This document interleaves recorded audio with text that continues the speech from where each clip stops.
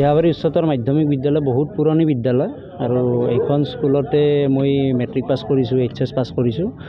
আজি আমাৰ মানে প্ৰতি বছৰে হয় এইটো মানে কি আমাৰ ৰঙালী বিহুৰ যিটো মানে প্ৰীতি ভোজন এটা থাকে নহয়, আপোনালোকে জানে চাগে এইটো মানে আমাৰ প্ৰীতি ভোজন অনুষ্ঠান আছিলে। আজি হঠাৎ মোৰ মানে চকুত পৰিল মানে আমাৰ যিখন ৰাষ্ট্ৰীয় পতাকা, জাতীয় পতাকা, আমাৰ মানে ৰংবিলাক ভুল হৈ আছে। কি হৈ আছে মানে আপুনি চাওক, আমি শিকি আহিছোঁ সৰুৰ পৰা স্কুলত, ওপৰে গেৰুৱা মাজত টুকুৰা তলত শ্যামল আছে। তো শ্যামল ৰংটো আপোনালোকে দেখাই দিয়ক একবাৰ যদি আছে তাতে চাওক। জাতীয় পতাকাত এনেকুৱা ৰং কেতিয়াৰ পৰা আহিল মানে এইটো মানে অলপ ভাবিবলগীয়া কথা। স্কুল পৰিচালনা সমিতি আৰু হেডমাষ্টাৰে নিজে কৰিছে?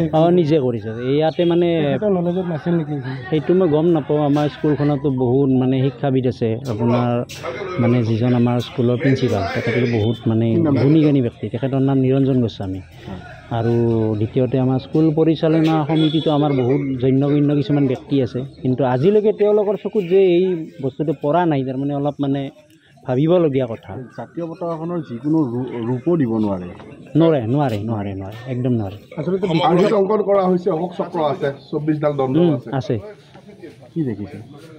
এই একেবাৰে মানে আমাৰ দেশৰ যিটো মানে সন্মান সেইটোকে অপমান কৰা যেন মোৰ বোধ হৈছে এইটো। আৰু ইয়াৰ ছাত্ৰ ছাত্ৰীয়ে কি শিকিব এতিয়া? তাকেইতো মানে এনেকৈ যদি হৈ থাকে, ইয়াত বৰ্তমান পঢ়ি থকা ছাত্ৰ ছাত্ৰীক মানে কি শিক্ষা দিব এওঁলোকে, ভাবিবলগীয়া কথা। কেতিয়া বনাইছে ঘৰটো? আজিৰ পৰা মোটামুটি 2 মাহমান মানে বহাগ মানত কাম চলিছিলে।